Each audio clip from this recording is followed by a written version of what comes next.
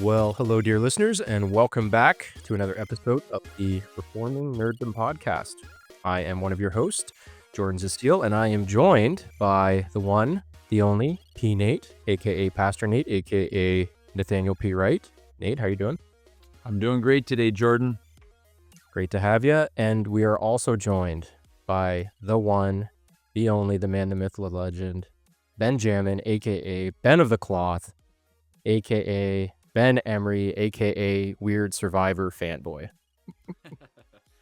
Yeah, you nailed it. That's it. What more needs to be said, right? I was thinking about how you never get the nickname because you always introduce us. So I do. Perhaps you can tell everybody why sometimes randomly on the baseball diamond, I'll yell out, "Nice swing, Nadraj." Oh boy.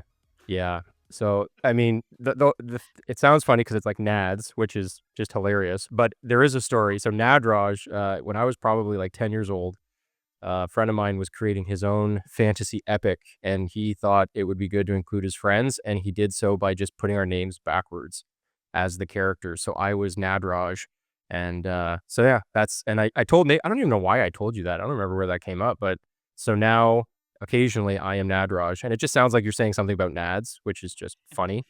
And it's Yeah. funny because nobody else gets and it. it's like I just yell it nobody at would you, and, understand that. people don't really question it. They're just like, I don't know. Okay. I don't know what he's doing there, but I'm not going to say anything about it. It also it sounds like it might be an Indian fellow. Yeah. But Yeah. And that's why people might assume, is Pastor Nate being racist? And if Yeah. so, do I Well, want to be the one to call him on it? 'Cause I, out of anybody, am most obviously the darkest of all of us, right? Clearly. Yeah. Yeah. But another nickname I do have, as long as we're discussing this, was Hair. That was another one in high school because I had an afro that was so large that my bangs came down to about midway, close to my belly button. Like, it was ridiculous. So they called me Hair. And then I had another one, Seshmeal. And that was a guy was trying to make fun of my last name. So he's like, "Hey, Seshmeal." And I was like, I'm not bothered by that. So to show him I didn't care, I made it my gamer tag. So now if you find me anywhere, it's Seshmeal. And everybody asked me, like, what's that about? It's like, yeah, a guy was trying to make fun of me and he was a loser. So I just like owned it. And now it's like leaned into it. Seshmeal. I Yeah. showed him who the real loser was, and I made that my gamer tag on all my video games. That's right. Yeah. Suck it. Yeah. I'm the cool guy here. Yeah. Well, anyways, gents, it's great to be back together for another episode. And this week we're going to talk about I don't know, if you probably have to be living under a rock, at least if you're in any way online or connected to online stuff. You've seen what has been a viral moment in the AI ChatGPT 4.0 image generation thing, and people are just going crazy with image stuff, creating things. And so if you don't know, ChatGPT is an AI tool. They have an image generation model that allows it to not create, which is something we can kind of discuss, allows it to fashion these images, because that's an important distinction. It doesn't actually create anything out of nothing. And so it formulates these images, but very specifically to what you're prompting it very well.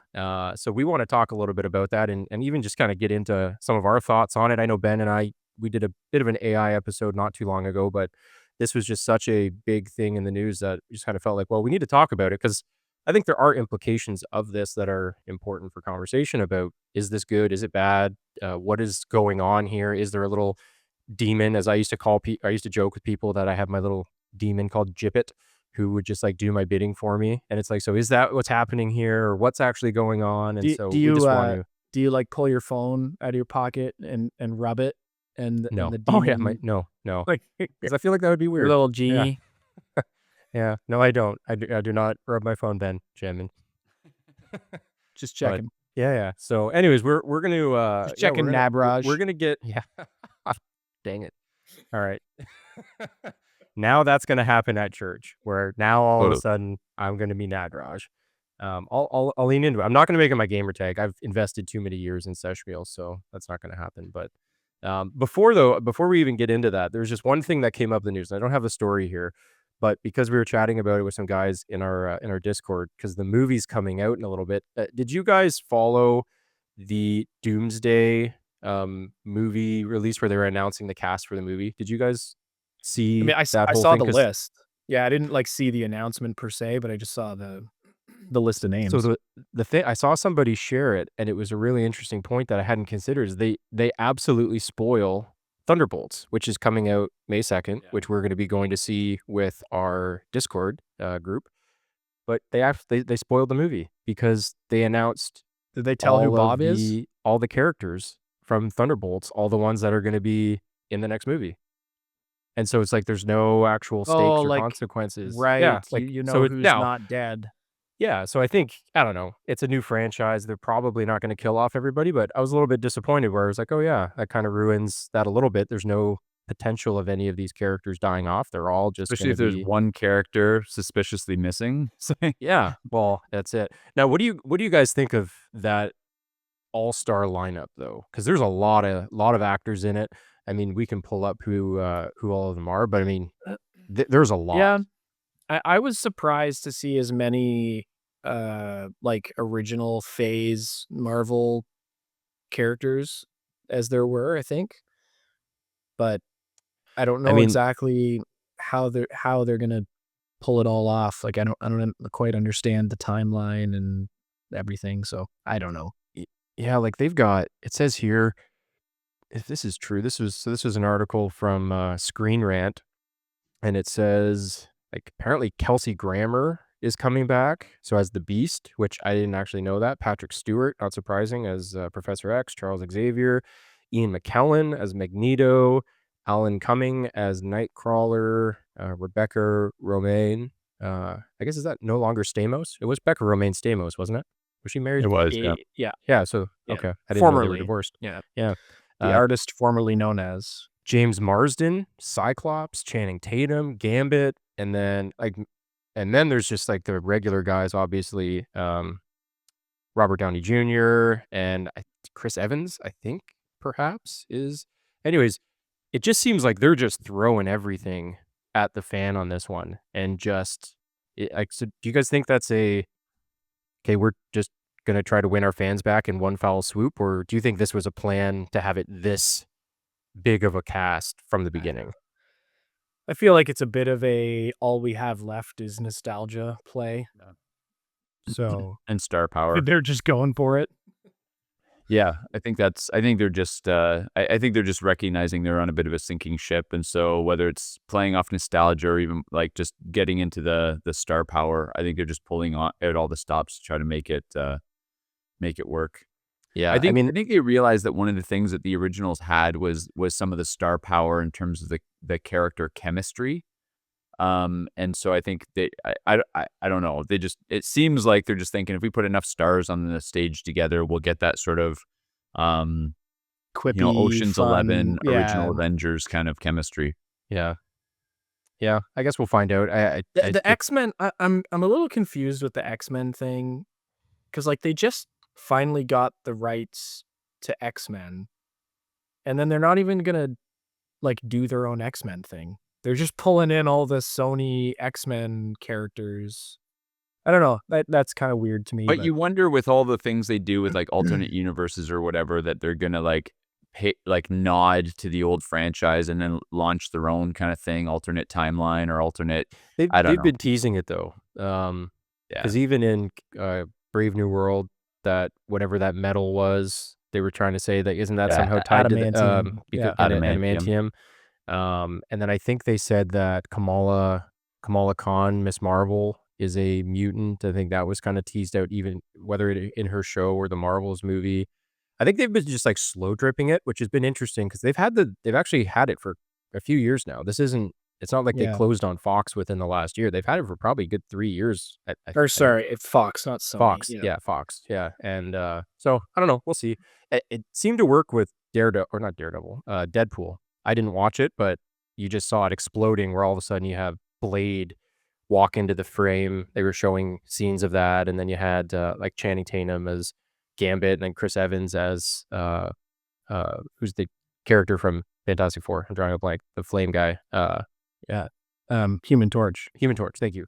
And it was just so Unbelievable. I think they're just trying to like recreate that, but more people will see this than they will Deadpool. Because I mean, Deadpool is not going. Kids aren't watching Deadpool. They shouldn't be. Well, yeah, they shouldn't be. They shouldn't be. But anyways, Nor should well, Christians.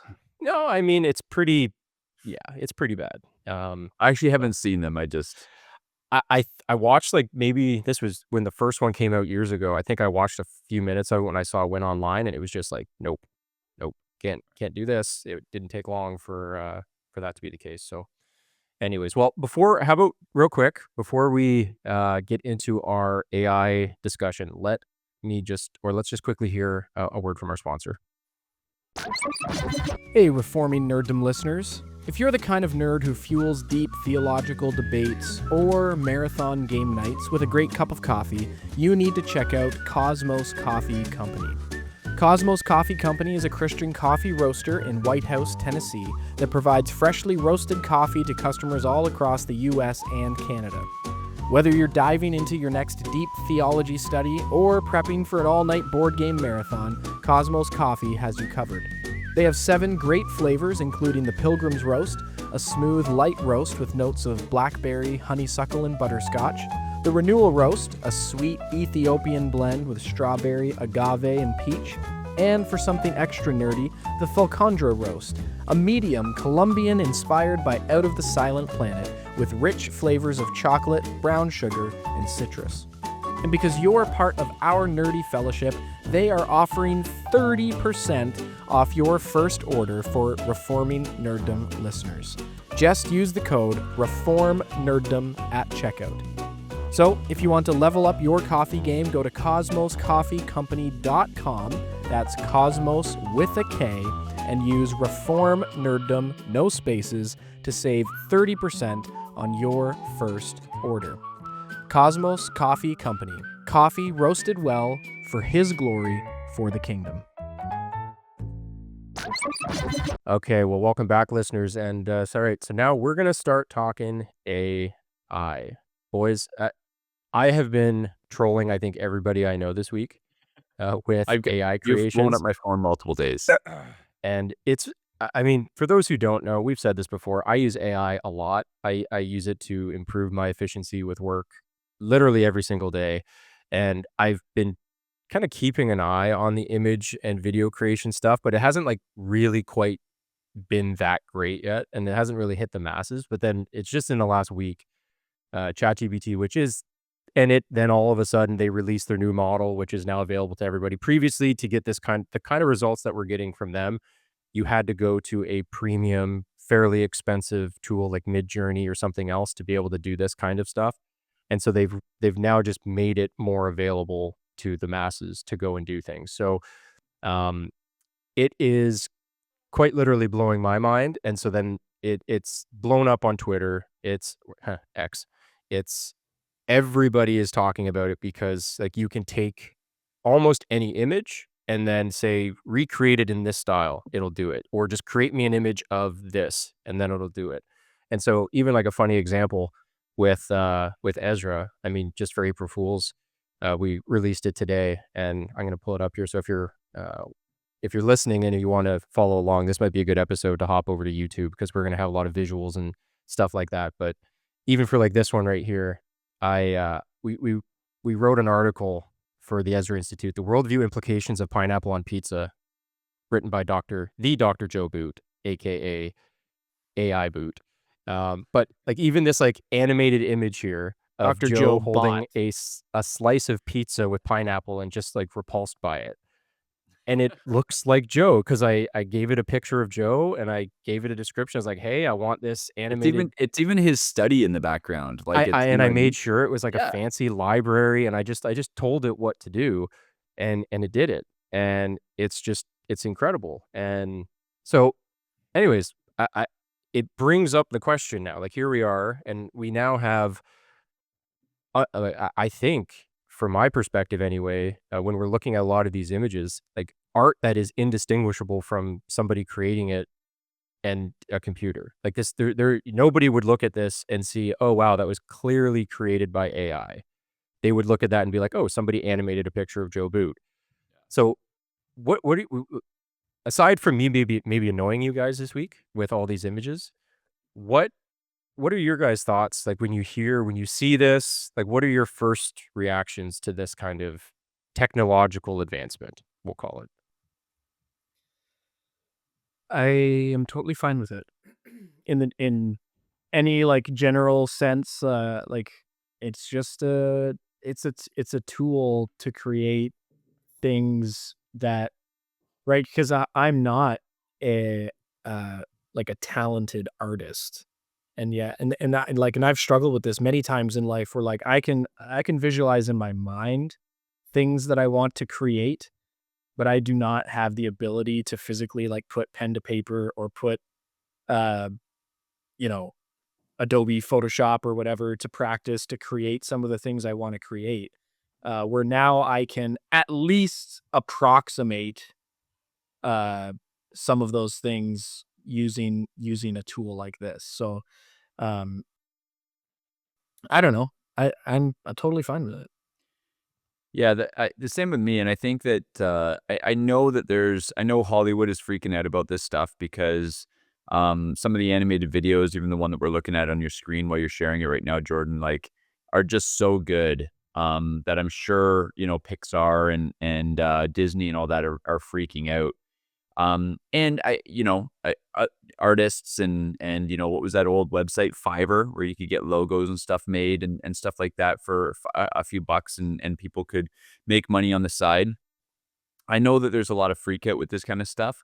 And all I would say is that like innovation should always breed competition and it should always breed innovation. So that for me as a pastor and a content creator, writer, whatever, AI can do all those things now. And so what I would say is that it will separate, a good preacher from a bad preacher, a good artist from a bad artist, a great animator from and I think AI is able to do a lot and will use it and it will put people out of work and all that kind of stuff. But I think if it will just show who's better than a robot, right?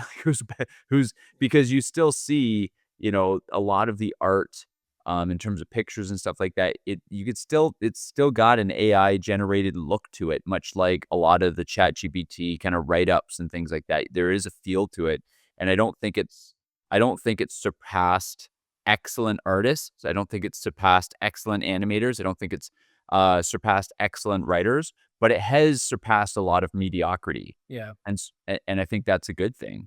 Yeah, and that yeah, I was gonna bring that point up too, is, like, I don't think I just truly do not think that AI will ever, get to the point where it, m matches or exceeds the truly great artists, whether that's in word or picture or sculpture or whatever it is. Like, I truly think that there's something about the human soul, the human being made in the image of God that, uh, is always going to be superior to the AI bot in its true greatness. But, like, can an AI bot replace, some mid-level whatever? Like, yeah, sure it can. Why not?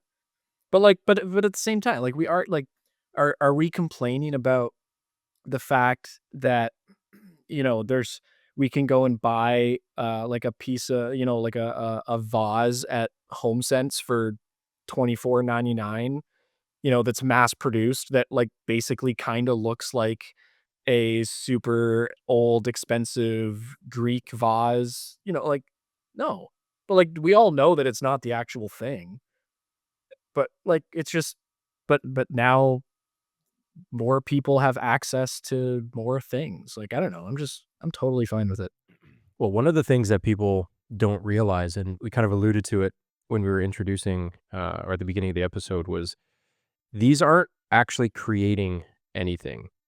Like, these tools aren't fashioning something new into existence, and part of that is actually how these tools create what they create. And so I thought it would maybe be interesting because it was a question that I had, because like, how is this actually doing it, right? Because it seems like black magic. All of a sudden, you give it a prompt, you give it whatever, and say, "Do this thing in this way," and it just does it. Yeah. And Speak so these words of incantation and well, and that's yeah, and so here, I thought it might be helpful for people just a little bit of a brief, quick breakdown of what's actually happening. So, according to AI, this is how this process actually happens. And so, the first step in Did you ask AI I to did, tell you how I did. AI does what it Of does? course I did. It's not Of gonna course I tell you did. the truth, man. Seems like this especially if it seems is a demon. Yeah. well, so here, you be the judge then, Benjamin. All right, so the first step is learning from a huge data set. First, the AI needs to learn what art is. This is done by feeding it millions of images, photographs, illustrations, paintings, and everything in between, along with the text descriptions of those images. Think of it like a supercharged art student who looks at billions of art pieces and reads notes about them. Over time, it starts to understand connections like what a sunset looks like or how watercolor differs from oil painting. And then the second step is training the AI. And the AI is powered by something called a neural network, inspired by how human brains work. It goes through a long training process where it learns to recognize patterns, textures, objects, and styles in the images it was shown. Imagine giving it the prompt, a cat in a spacesuit on the moon. It learns to piece together what a cat looks like, what a spacesuit looks like, and what the moon looks like, and then merges them into one image. The next step is turning words into visuals. When you give it a prompt like a futuristic city in the clouds painted in watercolor, the AI breaks that sentence down into concepts and searches its learned knowledge to figure out what each part should look like. Then it begins generating an image, often starting from pure noise or static, and gradually shaping it into a coherent picture step by step. The fourth step is fine tuning and rendering. Depending on the AI model, the image might go through several rounds of refinement, adjusting lighting, composition, color, and texture until the final version is ready. This whole process only takes seconds thanks to the immense computing power behind the scenes. And then the last step is it says no real imagination. Here's the kicker: AI isn't thinking or imagining. It's not feeling inspired. It's just statistically predicting what pixels should come next on patterns it's seen before. It's remixing and reconstructing ideas that humans have created based on your prompt. So it So is very much just a lot of complex math and prediction and like predictive algorithms uh, working very, very quickly. But then, and I think this is the important thing, it's all based on human creation. So it necessitates humans making things in order for it to even work. So this whole thing doesn't actually it can't continue into the future if we're not also continuing to create new forms of art, new styles and whatnot. alongside it, yeah. Like, Right. I think the thing that freaks people out more than anything is, like, because this has always existed, like, computers, like, have always been able to gather information and compile it, and you've been able to get it to do things for you. It's just the fact that the computing power is so insanely fast now that you can just type a thing into a box, and within 2.5 seconds, you have, like, this complex image. Like, I think that's what freaks people out now, Yeah. is just how quickly it seems like it's coming up with these things out of thin air. Well, and one thing that I think if people are going to be offended by this, they also need to no longer ever purchase a meal that was mass produced using machines with vegetables that were produced on scale and farmed by mass production. Because it's like that's kind of what you're saying. That's what somebody would be saying. It's like it's if it's not somebody physically sitting down and Yeah, doing the work, and artists. it's bad. It's Yeah, bad. But it's like okay, but how much of our food are we eating that is produced by robots, that is packaged by robots, that is shipped to us by robots, that's cooked in a magic box that shoots microwaves at it to heat it up super quick. Well, yeah, which nobody seems I'm still waiting for my microwave to turn me into a superhero. well, one I'm day. Yeah. Have you put a spider in there and then let it bite you? No. How have I not thought of this? I feel like I just walked in on a conversation between a few of our boys. Like, wait a second. Hold on a sec. But Tucker, you just let it bite you.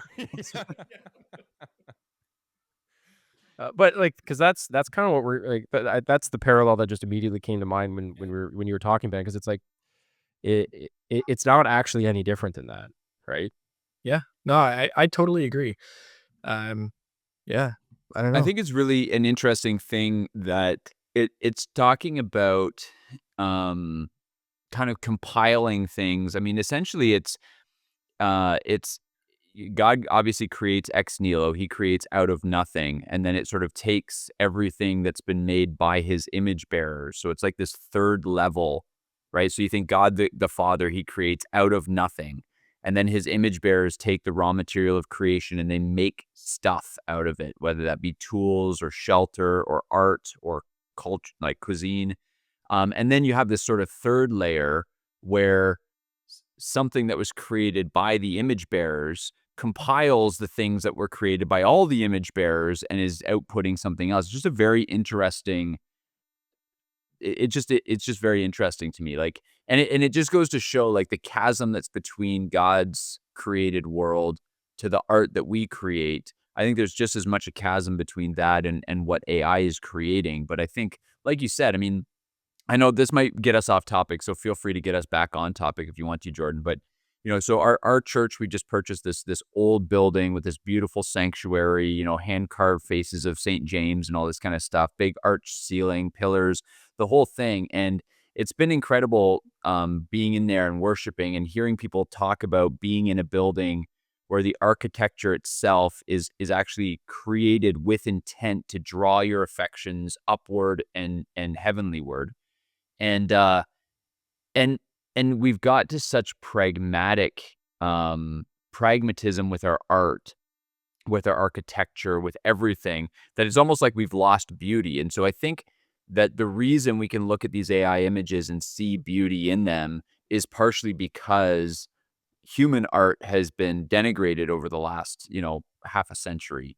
So I hope what happens is that it actually spurs, artists to make beautiful and creative things again, and not to think in terms of pragmatism and postmodernism and all that kind of stuff. Well, because again, so here for listeners, I'm just showing that this is a picture that I asked it to make of my dog, and it was just like create a pencil sketch of my dog, and it's fantastic. Like you look at it, you would be entirely convinced that somebody took this picture and did it, and this took it 30 seconds to do, Yeah. and so But like you said though, Jordan, like somebody basically did, right? eh, Because it just took a billion images of yeah, other pencil sketches yeah. and was like, oh well, I'll just do the same Well, thing but to this image. and the reason why I say that though is like Nate, to your point of like modern art is just actually awful. And That's so right. what we can actually do with this is, because this has in its knowledge set a massive amount of old artwork, right? Renaissance art, stuff. And so we can actually create amazing art because nobody knows how to actually paint like that anymore. Very few people are capable of painting in the way, like, and those things were, I think most people would say, like, objectively beautiful. The art that was created 500, 600 years ago. And so now we can actually do it. And if because we don't actually have the ability to do that anymore. It's like, could we realistically right now even go and build a cathedral anywhere near what was done 500 years ago? No, we couldn't. I don't think there's an architectural firm in the world that would actually have the capability to, like, could they eventually? Maybe. I mean, but we're talking about stonework and masonry and all these different things, but not even just that, but like beautifully so. How many sculptors do you guys know today? No, nobody's doing the frescoes and the Yeah. like. Yeah. Yeah. And so it's just we can actually start seeing some of that beautiful art again because we have the tools now that can actually do that. So it's not actually out of the realm of possible for us to take a picture. So even again, here's another one where this was just like a picture we did at the conservation area with our kids on the weekend, and I had it turn my kids into a Studio Ghibli thing, and it's fantastic. And if you know my kids, it looks like them, and it was done in seconds. And now it's like, this is just like, it was like the highlight of the weekend for me and my kids to just be taking photos of us and having it like turn them into fun, silly things. Like it's actually just hilarious. So here's even Um, here was just like another one. So Claire, and we were playing baseball at the park, and Claire wanted a picture of her done with Haddon in the background. And so I was like, yeah, do it in the style of a cyberpunk anime. And that actually looks like Claire. That, I mean, Haddon's in the background there. Funny enough, Looking the pretty actual menacing. picture, yeah, Yeah. the picture, the real picture had him covering his face with his glove, but the AI gave him like a mask and everything. But it was just, it's really cool, right? How could I ever have done this unless I spent 20 years perfecting the art of animation, and like, it's just not Yeah. realistic to actually do it. But now all of a sudden we have the tools to do it, and I just think it's Well, so fascinating. here's And my argument is I actually think the democratization of at least like moderately kind of acceptable levels of a quality art to the masses is going to improve storytelling, Hmm. because I think there are many people out there with stories to tell that have not ever had the ability to bring those stories to the masses because they couldn't produce the imagery to tell them, Yeah. right? But now with a computer and some apps and like you can realistically create a story that can be brought to the masses. So I do want us to talk about that because I do actually think that's a really good application of this. And I think, this actually just based on what you were just saying, Jordan, like the ability for like dads and parents to make stories for their kids, like who hasn't been every single time we go on a long road trip. My kids want me to make up a story and tell them a story about themselves, and I just make up random stories with them as characters in it and stuff like that. And it's honestly, they would prefer that to Adventures in Odyssey or whatever. They just love it. And so the ability to do stuff like that with, images to go along with it are huge. But just so before we get there though, Ben, do you feel the same way about AI generated literature? So with all these people with a story to tell, right, who maybe don't have the ability to articulate or put to pen their thoughts and their experiences. Do you feel the same way about literature as you do with art? Yeah, I sort of. I think it's a maybe slightly less, but like the way I view it is that I think that these AI productions can be used as the first, second, third draft of like so like like you mentioned the whole like the Fiverr, right? Where you could kind of contract somebody out to create a logo, but it would allow you to go back and forth so many times to be able to say, okay, I like what you did, but tweak this or do this. Yep. Like you can eliminate all of those steps because you can do all of that in 5 minutes by giving AI prompts, right? So you can get to the point of having maybe not your finished final product, but something that you could present to a publisher to say, okay, here's what I want. Like hire like if you like this, go hire an artist to actually make the final product. But at least I have something to show you, to give you. So it eliminates all of that. And I suppose you could do the same thing for the written product too, right? Where you could say, look, like I have all these ideas I think is a great story. I'm just maybe I'm not a talented writer, but maybe through AI prompts create at least like the outline bones of a story and give it to a writer and say, "Hey, write this if you like it, write this story." But, like so I think there's ways to do it. so it's The interesting. I just Oh, Yeah, Ben go or for it. Nate, if you I was just gonna it comes to mind. There's the Oh shoot, what is the ship of Odysseus, or what's that thing where it's, do you know that? Do you guys know what I'm talking about? Where it's like a ship that it's replaced or repaired so much over Oh, like time. how many parts do you Yeah, replace like before it's no longer the ship? it's no longer the Yeah. actual ship. So, anyways, listeners, if you know what that is, put it in the comments. Yeah, we know it, But it but just yeah. makes you think, like when you're talking about writing, and again, working at Ezra now in publishing, and I see editing that goes into things, and sometimes things require a lot of editing. So then it's even when you think of in the creative process there, it's like, okay, so that book is still the author's work, but Sure. yet by the time the book is actually ready to publish, it's not actually the words that they came up with because a lot of it is going to be edited, some works significantly by an editor. So then at what point is it no longer the author's work, even though it came from their mind, it was their creative vision, it was their articulation of ideas, but yet the words on the page aren't necessarily their words because they've been edited so much by an editor and then a proofer or whatever.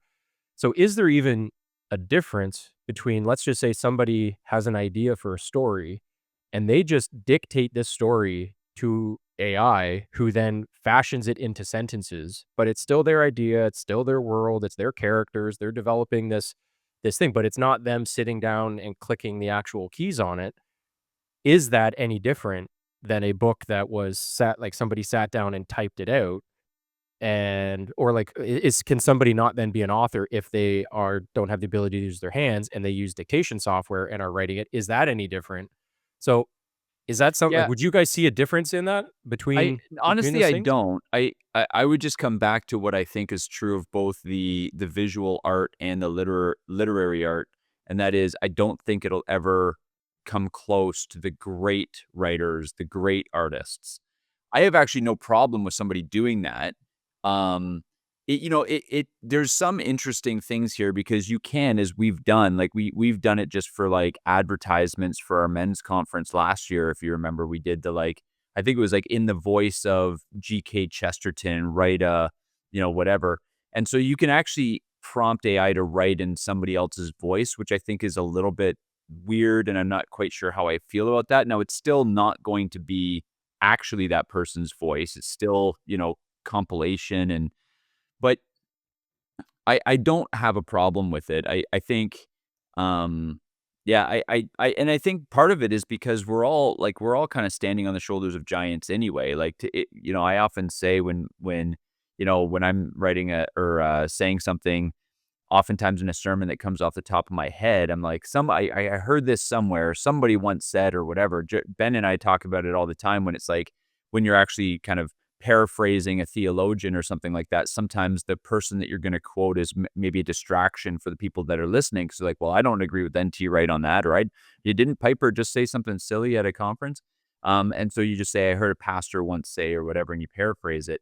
So I like we're all kind of you know standing on the shoulders of those who came before us. We're learning things. I just don't think AI is ever going to get to the point where it writes the Iliad, right? Where it has this Yeah. new thing that it creates that becomes a cultural epic. I just don't think it will ever ascend to that Yeah, capability. And I think that's because because it doesn't have the image of God.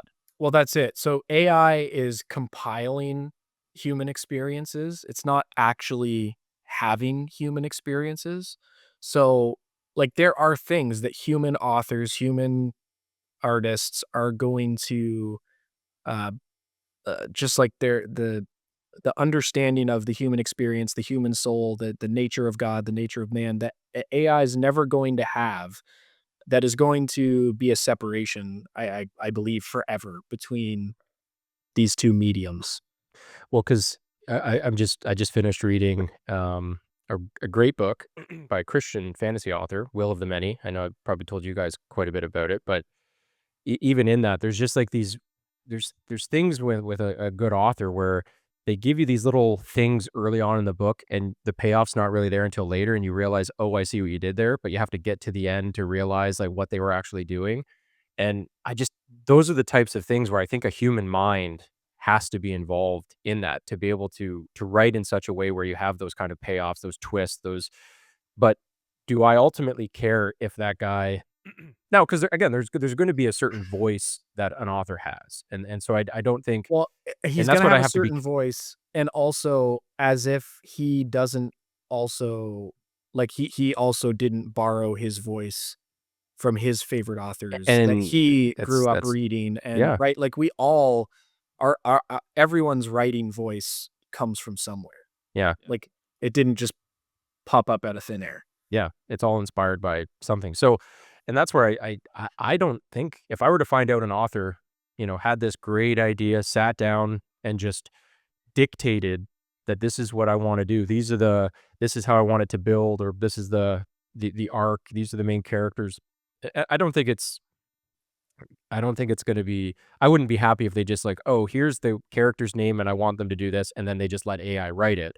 I think it has to be more like it has to still come out of your mind. Like this world, Yeah. like the plot points, the main the characters, all that stuff. Like if AI is coming up with it. But again, there are those things though as as AI, because it understands literature, it knows what good stories are, it knows what types of things people like. It may be able to recommend oh, well, like this is actually a good thing to do at this point in the story. Or if you were to ask, it's like, hey, because I know J.K. Rowling, when she was writing Harry Potter, she had like a formula that she followed in like each of the books to make sure that there was enough things revealed in a given amount of time. But then it was like, okay, but there's going to be these arcs that are longer.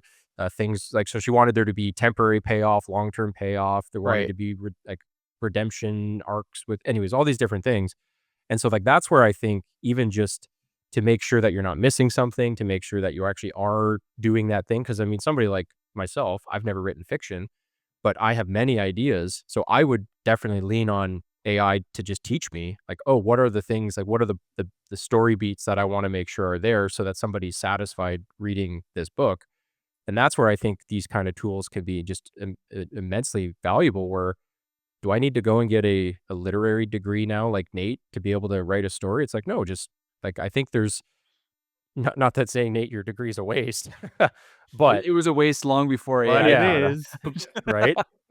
So, but it's like that's the type of thing where I think Ben, you mentioned it earlier, and I think that's it. It's like this makes it entirely accessible because I think I have some good ideas. I'm just not a writer, and I'm not an illustrator to go do it. But with these tools, I could actually make a story. I think that could be And compelling. and I think it'll actually kind of spawn a new, I think, not necessarily a new genre, but a new form of literature. And what I mean by that is that there will be people like you, Jordan, who have a great idea for a story, who maybe now utilize it. I'd even love, I don't know if we'll get there in this conversation, but publishers must be having this conversation right now about like, what do we do? Do we allow AI generated literature? Will we publish that as a book? Does it have to be stated that the images are Yeah. AI or that the literature is Is there AI, some all that sort kind of of stuff? asterisk Yeah, or like it yeah. so these are interesting conversations. But what I mean by that is like when you think about like Pride and Prejudice, right?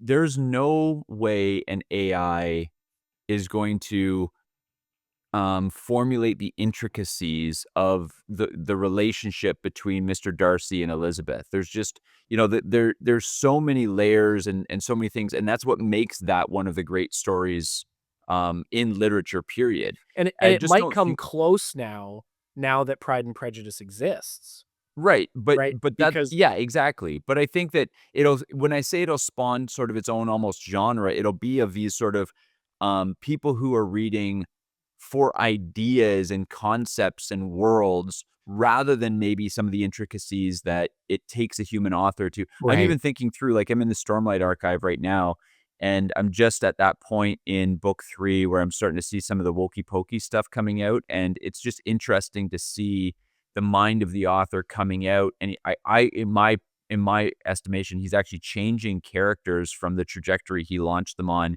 in the first couple of books, as he's been influenced by, woke culture. But it's just interesting to see the authors, the way an author writes a character and the nuances of their relationships and their interactions with other characters. I just don't think that an AI is going to get to that level of detail. I could be wrong, but I don't see it happening. Hmm. Well, you even you brought up publishing an AI. So again, being in publishing, and we're trying right now to get a copy of Mission of God. We were just exploring options of getting that narrated for an audiobook. So we're kind of in some talks with some narrators, but I started to just messing around with voice cloning and AI narration, and it is uncanny what it is able to do. Like it's just it's whoever you want it to be. It is that person. You give it a good enough sample of their voice, it becomes that person, and it you would, unless you knew, you wouldn't know that it's not that person. So that is like a type of thing again where audiobooks, they're a very popular medium. I'd say probably I know more people listening to audiobooks than physically reading books now. My wife included. She is listening to Stormlight Archive for the second time this year, or I guess last year she read it, and then and so But and so that's so because she's what, like 1,200 hours into she's there, yeah, good and I've been grief. like, "Oh, there's other books, you know?" She's like, "Yeah, but now that she's like, "I understand it so much more now. I'm not having to, like, pay as close Boom. attention," but she's like, she's seeing things that she missed, but all that to say is, like, yeah, audiobooks are fantastic. Very few people know how much work goes into producing an audiobook. Yeah. Couple 100 hours of a narrator, and then you have your producer and your edits, and you're putting it together. Like, we're talking about thousands of dollars that go into it, so okay, thousands of dollars to do that, or you use a tool like Levin Labs, which is the one that I was messing around with, and there's others as well. And for probably a few $100 and the manuscript, I can clone Joe Boot's voice, have him reading it, and but what does it? Some people would be uncomfortable, like, oh, I don't want to AI Joe, but it's like, what's the But difference? I mean, it's like that Speechify exists Yeah, that's it. That was the other one, Speechify. to do Yeah, that yeah, very yeah, thing, right? Like yeah. you're just like, oh, I don't have time. I don't have time to physically sit down and read these like emails that my boss sent me. I'll just throw them into Speechify and put some headphones in. It's Yep. like, I don't know. Does that makes you uncomfortable to hear it in somebody else's voice? Like, goodness, if you had enough sample, you could put it in your boss's voice for goodness sake. But, um, like, interestingly enough with Audible, so Audible has been sort of ahead of the curve or behind the curve, however you wanna put it, but being very specific that they don't allow, Yep. AI generated audiobooks. Yep. And that's And the so, situation. and that's them, right, trying to, I assume, protect their author or, not authors, their voice actors, um, 'Cause and being the they big employ guy. people, right? Like, Oh, yeah, they do. You you can can just sign submit up your for book and yeah. they'll do it for you. Right, so they're trying to protect their that kinda niche, and they're the biggest name in the game, obviously, for audiobooks, so, they can kinda control that market, but, depending on what you wanna do, if most people would buy it direct from you anyway, rather than through Audible, Yeah. you know? There's a really interesting so, Jordan, I don't know if you wanted to bring up that article, but we were talking about it before you sent it to us. What I find really interesting about it is that, um, so we're debating whether or not it can make good art.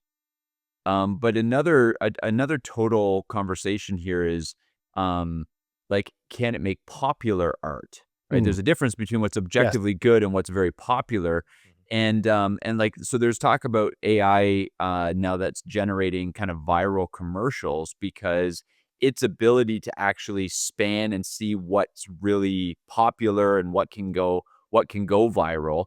It has access to analytics that it can analyze so quickly. So I think that's another interesting angle because this might actually create a de-evolution of art to the lowest common denominator, which isn't Yeah. good ultimately either. Yeah, yeah. So listeners, we have right here, this is a video that was shared on X, and this guy I think I found out it was for like, well, here's one right here, this like KFC one for hundreds of dollars. It's a KFC ad, and I mean, it just creates shots that are very difficult to actually do, and so you would need to CGI it in order to be able to get these like really intricate, fast That's panning, that's spinning, actually really good. It and is good, I it, know. it and these are not real It makes me people. want Yeah. KFC, Yeah, like, yeah. these are not real people. These are AI generated people. I mean, like, this scene right here, like, going through the bus like that Yeah, and, under crazy. the cars, incredibly difficult, and then you go in here and, like, that's so hard to do, and so we're talking about, like, yeah, this person here, I don't know how informed they are, but they say, an ad $100,000 ad for a few $100. That's crazy. Of course people are going to do this. Right, of course companies will, like, even this right here, there's a $500,000 commercial, and it's compared underneath to one that was $50 with AI, and I would say the AI one is probably better, right? Yeah. And so, like, you get into even, not even just, that's a funny one of the, sculpture, but where was it? Oh, yeah, here's just, like, marketing stuff. So instead of spending crazy amount of time trying to put together marketing material, you can just like, here's the product. This is the type of thing I want. Boom. Now all of a sudden you've got online ads, you've got a billboard. It's just the type of stuff and all this again, like it's weird to think about because that woman doesn't exist. And like that is something that So is mildly that's a question I have though. Like how like I can guarantee you there's a woman who looks like that out there in the world. So then when she suddenly sees her face, because this is just pulling from things that exist.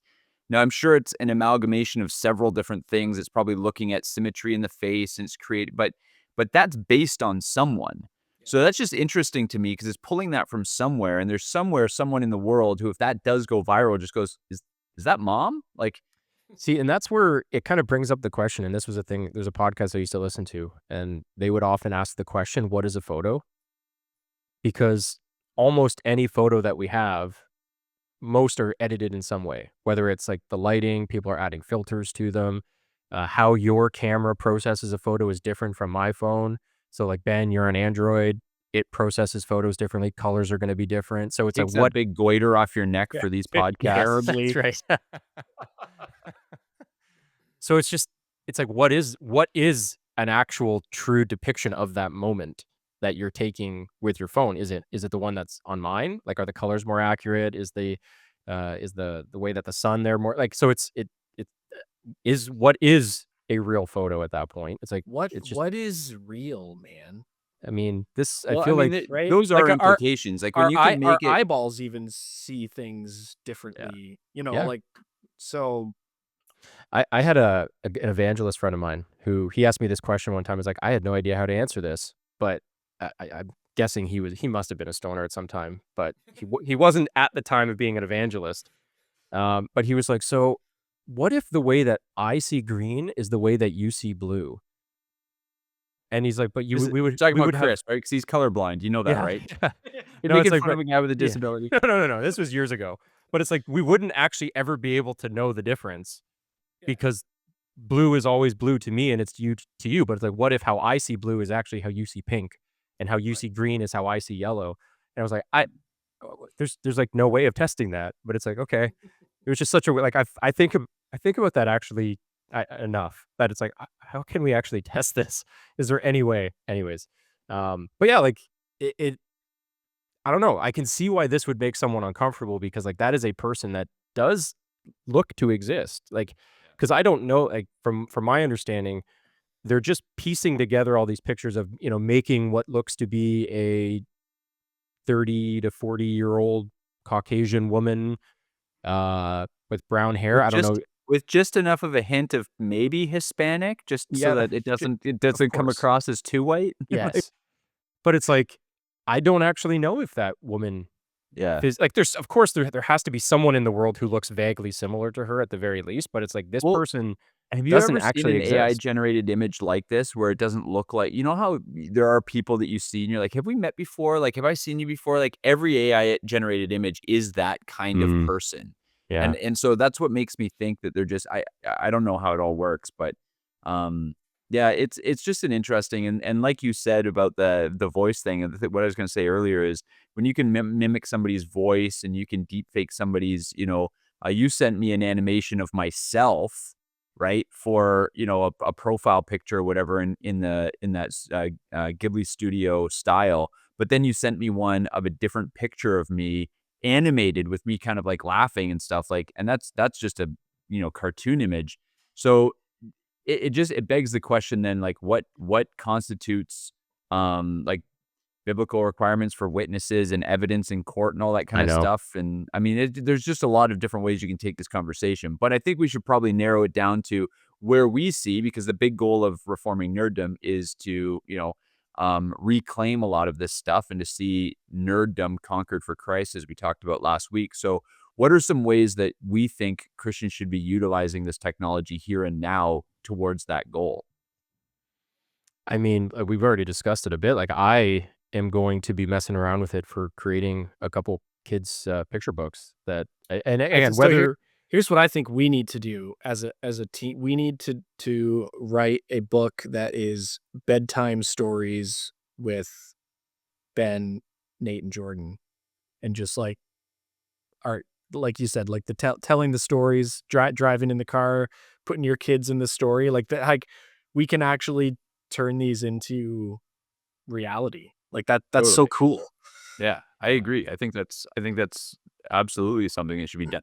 Like you said, I think it was Ben, you said like this actually gives people access to like good enough art to start creating stories and animation and all that kind of stuff. Like we talked last week just about, the need for Christians to be able to make better art than the world. And here's now this tool that's suddenly giving you access to art that's as good as a lot of what's out there right now, certainly things that are being mass produced right now. So guys, like get on it, start making Christian cartoons. And when I say Christian cartoons, I don't just mean like, stories of the synoptic gospels. I Yeah, mean like not just Veggie Tales. yeah, like make good art. You have this great tool now. Get out there and do it.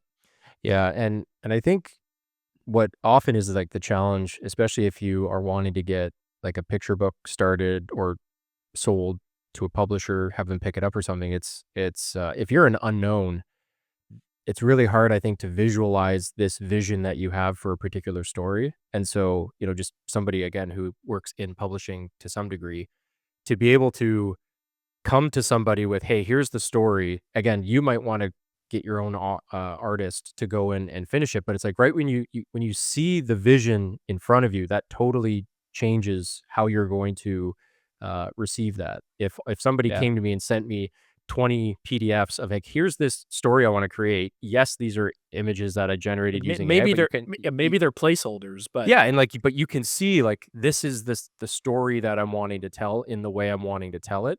That all of a sudden is like, "Oh, I see it. Yeah, like, Yeah. this is great." Now we might have again, we might have artists that we use, or you might maybe it is sufficient and it is actually good enough, who knows? But I think it allows you to be able to really just, like, bring to life this idea that you have. So even, like, for myself, like, I have a kid story that I've been wanting to write for ages.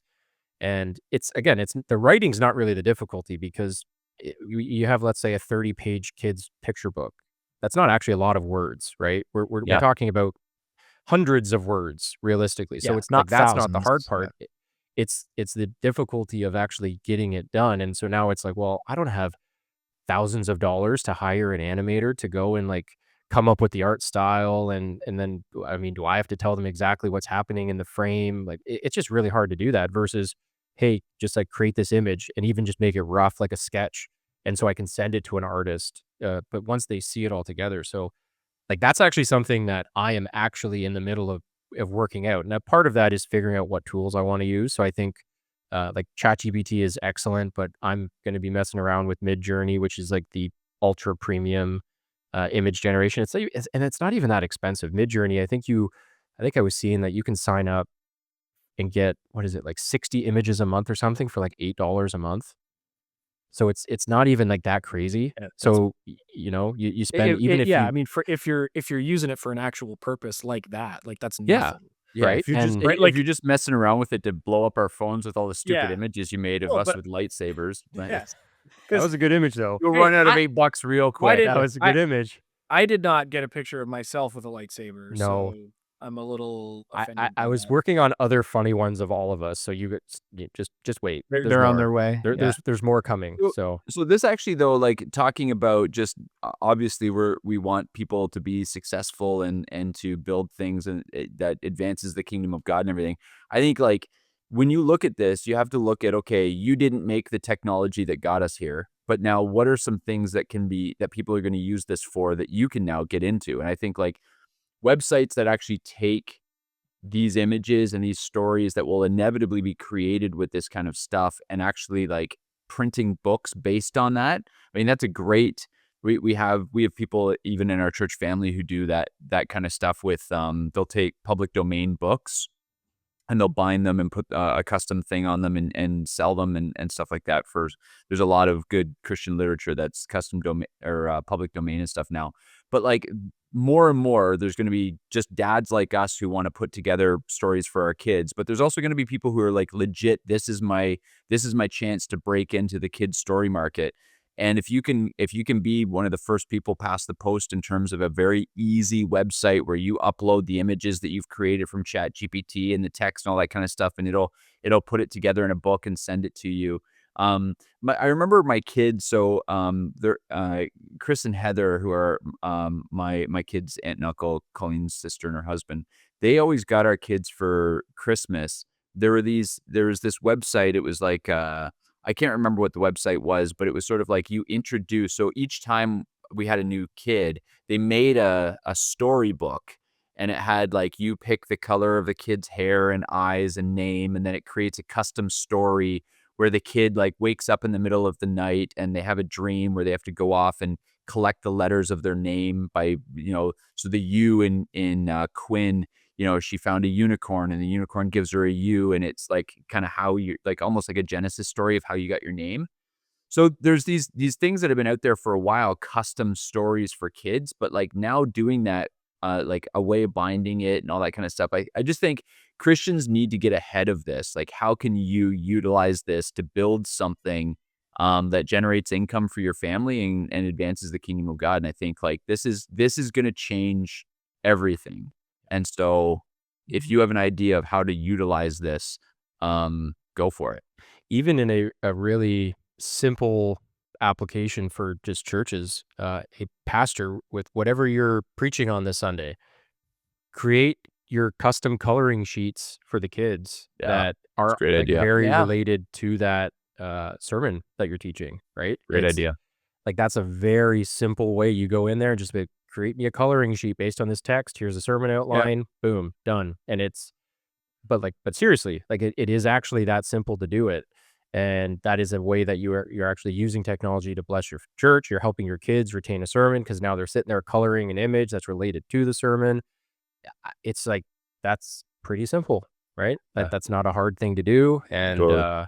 Again, it's just like we're talking about getting it to do things that we either have done or would have liked to have done, but just doing it in a fraction of the time that it either took or would have taken to do it. Like we're not asking it to, like you say, we're not actually asking it to create out of nothing, to do things that human beings have never thought of doing before, just things that we didn't have the ability to do before. yeah. Like, would you guys in any way like scoff or look down on a book if you found out an author released a kid's book and it was AI generated images? Like, does that even cause like the slightest bit of pause for whether you would read that book or get that book for your kids? Goodness, no. No. Yeah, like for me, it's like zero concern whatsoever. Right? It's the content, it's the story, it's the characters. Like that's all that matter to me. It's like I don't care if somebody sat down and, I mean, because even when you think about a lot of these pictures now, it's not somebody sitting down with watercolor paint and an actual ink. Like they're No. doing it on a computer. It's all like that. yeah, well, that's it doesn't physically exist anyways. Yeah. It's been AI generated light for a long time. Yeah. Well, because people don't realize, like, even in Illustrator, when people are, they're uploading the sketch and then they're using the tool, because I use Illustrator, and when they're doing that line, well, guess what? Like a lot of these super smooth lines aren't because the artist is so good at it. It's because Yeah. the tool is smoothing the lines for them. So then it's not actually their hand that is making this super crisp It's like we're curve or doing arc. what we know you intended to do and putting it That's it, right. and to make it better. So, like, the tool is doing the thing for you. So, again, we're now in that question of it's like, well, at what point does it no longer become a human doing it? Because, well, a human didn't really make that exactly as it's looking anyways. So now we're just talking about, well, let's just use tools to make it faster and simpler rather than somebody having to sit down and do that. Now, I'm not saying, none of us are saying stop creating art because guess what? If artists stop creating art and there's no new art styles or new methods, well, then AI art is going to die too, because then it's only going to be able to create what it already knows. So we need people to develop new ways, new comic book inking techniques or different styles of whatever, different anime. Like even I think of the Ninja Turtles, that Mutant Mayhem movie that came out. Like what a cool art style in that movie. Yeah. Right. But they, yeah. And like, I think you said it earlier, Nate, like, I think all this is actually gonna do is distinguish the true great art from the kinda pop culture art that AI can easily replace and replicate. Um, and it's not going to ever replace or replicate the truly great stuff. Yep. Yep. And I mean, like, the caution in all of this is like, uh, we do have to be mindful that, yeah, deepfake stuff is real. This is going to be used nefariously, like any human innovation ever. Bad people are going to use it for doing bad things, right? They're always going to look for more efficient ways to steal money from us.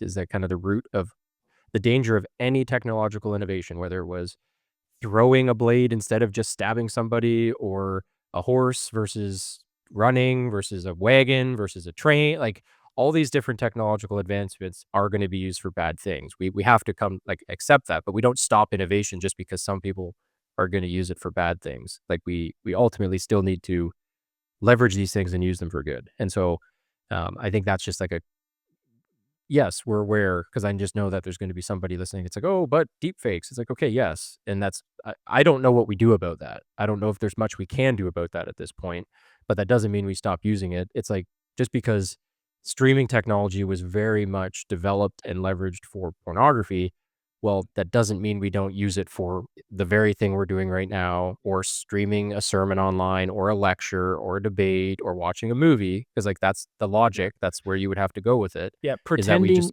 pretending streaming technology doesn't exist yeah, doesn't actually get rid of the pornography. that's right. Yeah. Yeah. And so we just need to make things that are more compelling than the alternative. And so that's what we are trying to do. So yeah, I mean, I'm excited to see where this all goes. I think we're just like scratching the surface in terms of what we can do. And so I think what excites us, and I know, like, the three of us have chatted about this, is as our desire, like we discussed last week, is to create kid stories or create animation, create video games. Like, this is the type of stuff that if we can leverage it, we might be able to get there a lot sooner than we otherwise would have. And I think a lot of Christian families, they're, I'm guessing, going to be less concerned about, oh, you guys used AI to do it, versus, oh, wow, you're actually giving us valuable Yeah. alternatives to the other things, because we can do it way faster. Now, what happens when you have, in 5 years, guys who are like, the art actually becomes leveraging these tools, and just think about the cool stories that are going to be able to be told, where you don't have the limitations of camera angles and the cost of CGI, which is just crazy. And now all of a sudden, like, think about the kind of cool stories that we could tell just by Yeah. using these tools. So yeah, we're going to have guys who become masters at it. And I hope maybe within our church, we're going to have a guy who just takes the stuff, runs with it, and just, he is our animation AI guru, who now is the mastermind behind all these things. But guess what? We're still feeding him the stories, the characters. Hey, this is the world. This is what we want to look. This is the art style we want it to look like. That's all still coming from us, but it might just not be us sitting down and pen to paper, which we wouldn't be doing anyways. Yeah. So That's it. And but now there is an option that yeah. that could potentially exist. Yeah. Yeah. So anyways, Amazing. I think it's cool. Listeners, if you have any objections, we'd love to hear from you. If there's anything that you think is of particular concern. I mean, I do know, I just want to bring this up, because one of the people in our Discord mentioned, like, oh, well, you're giving them permission to use your photo when you're putting these things in there. And I think, like, I hate to bust anybody's bubble or burst anybody's bubble in this, is like, you have any photo of you anywhere on the internet, they have access to it. We need to give up any sense of anonymity in any of this, where it's like, you have a photo somewhere, even if it's on your phone, guess what? Like, they can access it. Like, it's not Yeah. actually very hard. I read a really dark book, not that long ago, that it was talking about the reality of all this tech stuff. If it's on the internet, just assume that anybody can access it if they really want to. So that is just the reality of things. You have pictures on your phone, somebody wants it, they'll get them. So even on Yep. an iPhone where you think you have privacy, give up any sense, like, you literally have to disconnect from the internet if you want actual privacy. So just to dispel that thinking, where that's just not, you can't avoid it as much as you might want to. So Yeah. Totally. all right, before we wrap up, listeners, Mr. Benjamin, he's prepared a little game for us, and All it right, is boys. a would you rather. So Ben, I'll let you take over. Yeah, we've got some superhero, superpower would you rathers. Okay. Okay. I will award points Oh based boy. on whatever criteria I deem fit. And we'll declare a winner at the end. Where the games are made up and the points Yeah. don't matter. So this is literal shoot bucks. Okay. Cool. This is Shroot Bucks galore. Yeah. All All right. right. So here we go. I've got 1, 2, 3, 4. We got 5 would you rathers. Okay. All superpower themed. Okay. First one. Would you rather have a superpower called dramatic wind, where no matter where you are, no matter who you're with, there's always a dramatic breeze blowing your hair, Well, of course Nate wants that. or would you rather have a dramatic monologue superpower where you feel like you always must narrate your actions to Wait, I am or whoever somebody else is is doing in it? the room? No, you are compelled to narrate all of your actions to the people in the room. I feel like I feel like some people in my life would argue that I have that second superpower, but um I I got to go with number 1. I mean the ability for there to be dramatic breeze blowing back the locks and just highlighting the flow. I feel like that's a highly coveted power. Yeah, I'll go with the second one just because my hair does not I do not have flow like Nate, and I feel yeah, I so based on your story from earlier, maybe high school Jordan would have picked Oh, the dramatic wind, that right? would have, yeah, possibly. Yeah, Yeah. Nadraj would It have would have been had, like Afro Jordan. a living fro Yeah. where it's just Yeah. yeah. No, Yeah. I'll go with number 2 because I don't know if the world though wants to hear everything going on in my head, but that would just be hilarious. so then the call for all of these based on the first one. I don't know if the next 4 will make quite such good material for you, but for our listeners have to get on to AI and now they have to generate Oh, yes. these powers Okay, illustrated in some way through AI. so here's what we're gonna do.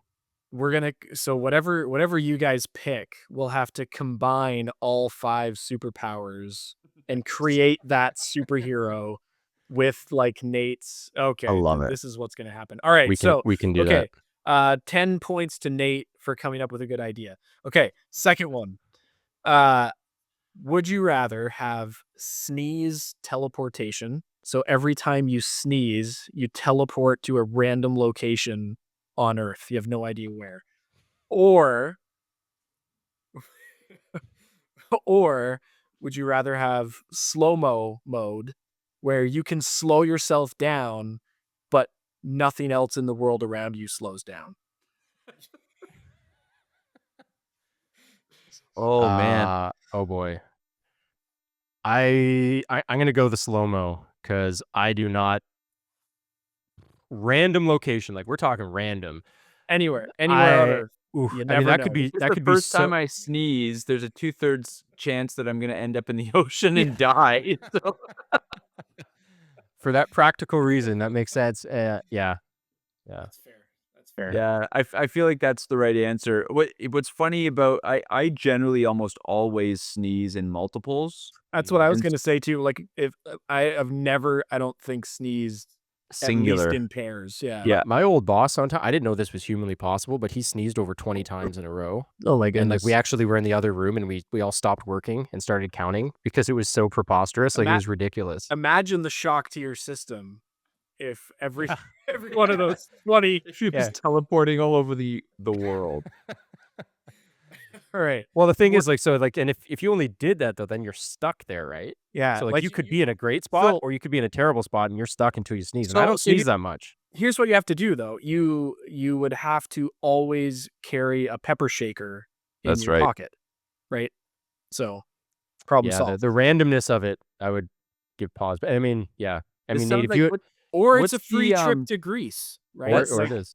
maybe See, this It's works a out well roll of for the Nate. dice. This works out well for Nate because when the wind is blowing his hair, now it's just doing it super that's slowly. true. That's true. When you start combining these powers. but if the wind is not in slow-mo, Oh, so if you're in slow-mo and the breeze is just a regular breeze, now it's like a hurricane yeah. blowing in right. your face. That's right. So It's these sound like powers from like Mystery Men. You remember the movie the Mystery? fourth. That's right. That was a Shovel, great the movie. shovel. Yeah. Oh yeah. Okay. All right. You both pick slow-mo mode. Yeah. So minus 5 points to both of you for being boring. Okay. Okay. Would you rather have invisibility, but only when no one's looking? So you can vanish whenever you want, but it's entirely useless for Practical anything because you can only do it when no one can see you. Or have flight, but you can only get 2 inches off the ground. So you can technically fly, but it's not very impressive. I feel like I'm gonna go with flight for a number of reasons. I think the invisibility would be kind of cool because you get to experience invisibility, but you don't get the like Ring of Gyges temptation with it, so it's pretty good. But the flight 2 inches off the ground is still levitation. Like it's Yeah, still, true. you know what I mean? So It can you like can help you still, get up to like the upper cupboard, that you that's just can't right, just quite that little reach. that little Yeah. bit of, and you can kind of hover along the ground a little bit in case your feet get your legs get tired on I mean, after a when you leg have day or kids, something. I got Lego all around my house, so That's true. I would. Yeah, and that's like just above Yeah, Lego. I would. Yeah. I'll take that because I So step on basically, toys that's a all the superpower time, not to stub your toe on your kids' toys. Like Yeah. that's a decent dad Yeah. power. which is a pretty big win these days at Yeah, this and- phase of life. yeah. I'll take it. 20 points for Jordan. That's a very good point. Okay. Would you rather I love this system. Right now you super do. strength, Yeah. super strength, but only with your pinky finger? Okay. Or super speed, but only when you're walking backwards.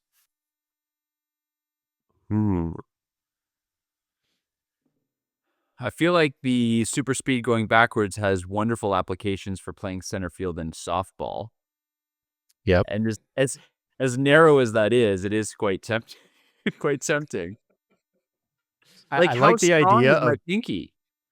like super. Like super. Yeah, Like no, I like the idea of Superman, telling but guys. only your pinky. Yeah, like you just got beaten up by a guy with his pinky. I think Yeah. that sounds pretty cool. Yeah. All right, so we got super pinky for Jordan and I'm gonna go with the super Super speed. Yeah, super backwards speed for Nate. I love it. I mean, do you have like a super ability not to fall when you're running super fast? I'm just saying backwards? though, Like, Jordan. No. Picture me like super fast running backwards, Yeah. but my hair blowing the opposite direction for like the dramatic effect because of my first superpower. Like that's a pretty great but combo. how I does wonder this what would happen when you use your slow-mo mode with your super That's- backwards speed, though. So he gets there really quick, and then he goes super slow for a dramatic catch. For Is the- how that works. That's right. Yeah. I love it. Or no, when he catches it, then he whips his hair really slowly. Yeah. Yeah. 100 points for Nate. Because I think we're gonna be playing softball together this year. So That's right. that's the only reason. And he needs a good center fielder who can run backwards super fast. Okay, last one. Fifth and final. Would you rather have animal communication, but only with squirrels? I hate squirrels. So they love you, but every other animal is unnaturally afraid of you.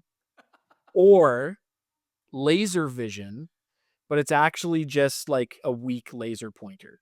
Okay, so it's great for PowerPoint presentations, but that's about it. But okay, can these squirrels like do my bidding? Like, will they obey me?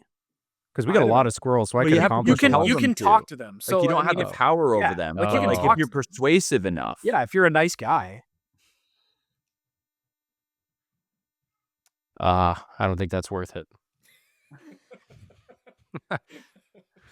Like we But got a the lot of drawback squirrels, so is you. every other animal is deathly afraid of me. Yeah, See, I don't think that's a drawback. I don't. I mean, I like my dog. I mean, it's but great for bears. Right. It's great for bears. It's great for Sharks. general Yeah. general poisonous animals of various kinds. Helps if you ever have to break into somebody's house who has a large guard dog. So I think that's a win, and I'm gonna bank on my ability to be persuasive and get some squirrel minions. I don't know what to say. The only thing that comes to mind is like sitting on the couch and just like using my laser pointer eyes to tell my kids where to pick stuff up. Like it's just like that's the only actual I'm application sure you that can comes to utilize this in marketing somehow, Jordan, or with like your or if I PowerPoint. wanted to troll who's ever preaching on a Sunday, just like yeah, I don't know. I mean this I'm gonna I don't know. I guess I'll go with the squirrels because yeah, if I can get them to do my bidding, I mean yeah, why not? Okay. That's all I got. So we've got double squirrels Double to squirrels. finish it off. All right, so let's in summation here. We've got Nate, Super Nate. Your powers are dramatic wind, slow mo mode, invisibility, super speed, backwards super speed, and talks with squirrels. Worst superhero of all time. So everybody, let this not be a reflection of the stories we're thinking of making. We got better ideas than this. Just know. Jordan, we've got a dramatic, compulsive monologue. I'm gonna test this out today, right when I'm done here. We got slow-mo mode, 2-inch flight, super super pinky strength. Yep. And also talks with squirrels. Okay. So Jordan, I will give you 1,000 points if Nice. you can make these characters in AI. And I know you can, so I'm just giving you 1,000 points All right right. now. And I'll take you are the I'll take winner. 1,000 Yep. points for the. Is that for the dub or what? Sure. Cool. I was gonna say. Otherwise, And I'm superpower is he's just totally unimpressed by everything. He just Yeah. kind of floats through, like kind of on it. all right. All right. Well, Good job, gentlemen. Yeah. all right. Good job with the superpowers, Ben. I promise listeners this was not an AI generated episode. These are really this is us. I won't These are our promise real that thoughts. yeah, I won't promise that in the future there might not be an episode that's, we're on holidays and we just have our avatars talking on our behalf saying incredibly wise and helpful things, but you're stuck with us for right now anyways. Guys, I mean, I just thought of something. Or somebody is definitely going to do this for the like Zoom office meeting, right? So like Yeah. totally just create an AI video of me. Oh yeah. Like I'm definitely here, guys. Yep. People were already doing that. They figured out ways of doing just like had a recording of themselves and then just like popped it up and were able to do Right, that. right. That's oh yeah. All right, the future is now, everybody. Okay. Well, boys, anything else before we wrap up? Nope, No. I'm good. All right. Well, I'm listeners, sure our we hope you listeners are enjoyed. sufficiently impressed. If please share with us any cool things that you find or are doing with AI. We would love. I mean, I'm watching things constantly and checking out things. So if there's something that you have found that you think would be cool to share, please do, and even come and join our Discord and share it in there because we have we're kind of like a meme GIF channel in there where we're sharing all sorts of fun things like that. So if you want to join, we'd love to have you over there. Just a reminder, for a measly $2-ish a month, you can come join us over on Patreon and Discord. And we're actually just getting ready to start our first book club where we're going to be getting together once every few weeks to read through The Princess Bride. That is book 1 for the Reforming Nerdom book club. We've got a few other things that are going to be coming up in the calendar. We'll once we have those plans finalized, we'll let you know there. But yeah, we'd love to have you over there. Otherwise, you can always find us on YouTube, podcast services. And again, thank you to this week's sponsor, Cosmos Coffee Company. Go check them out and use the coupon code to get some cheap coffee. But anyways, listeners, thank you. And until next time, stay nerdy.